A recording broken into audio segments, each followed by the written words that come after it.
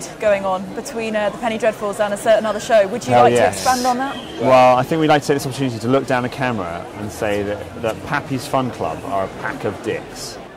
Yeah? Can you say it? We've taken the same day off as them, so we don't have to watch their stupid little show.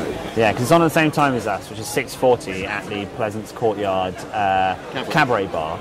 And it's only 50 minutes, so there's no reason you shouldn't go. But when you go, you'll probably find yourself really enjoying it. But then when you leave, write graffiti in the loos about what a bunch of losers they are. How have you got to where you are now? I know you went to Edinburgh University together. How did you go from there to now? We met doing an improvised comedy show. Called The Improverts, which is still running. We got loads and loads of combat experience doing that, which was great. And then when university finished, we all got very mediocre and pedestrian degrees and realised that in today's competitive job market, we were dead in the water. My 2-2 in philosophy has really stood me in good stead. We all stayed living in Edinburgh, and we did a bunch of these. We first started doing the Victorian stuff and did that around about the place, and then came to the festival and had a lovely time in 2006. And I had another great show last year, though we still ourselves, and I had very nice responses and reactions. We got an agent, and then got a radio show, and here we are now.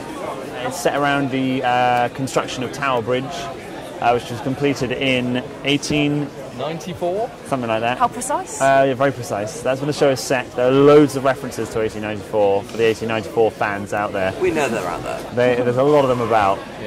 We're riding the crest of a new wave. And it's kind of an adventure, murder, mystery, sinister cults. Fights and murders and and laughs. Yes. Most importantly, some laughs. I play the baddie, Lucius Frost. Which works because he's big. I'm tall. Hello. Therefore evil. Yeah. You don't look particularly evil, though. Is that Bless you. That's very kind. That's one of the nicest things anyone said to me this festival so far. But luckily, I use my acting. Victorians are brilliant. Like, genuinely, there are things we couldn't put in our show because people would just be like, well, that's too absurd. No one would ever really do that. You know, no way. But the Victorians would do it. You know, they just like, you'd find these guys who start out as a sort of professor of Latin at Oxford would end up as the world's premier expert on detecting ghosts using steam power. You know, you're just like, well, what? How do they get away with this? There's so much backdrop that people already have in their heads from Sherlock Holmes and things like this that we don't have to do that much work.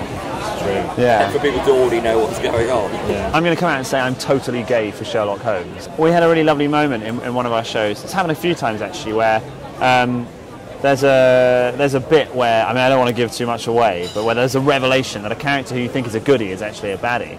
And a few times we had a really lovely reaction of the audience where they've been genuinely like, which is awesome, because you don't normally get that in a sketch show. You just kind of get like, ha ha ha, that's funny. Oh, he's got his balls out, or whatever it may be. You went northern for no apparent reason then. That's all of our audiences are from the north and talk like that. Not according to the Mirror. Not according to the Daily Mirror. No. The show is called Aeneas Faversham Forever. It's on at the Pleasance 2 at 7:10 every day. It's a rollicking tale of mystery, intrigue, and the occult, and is super funny.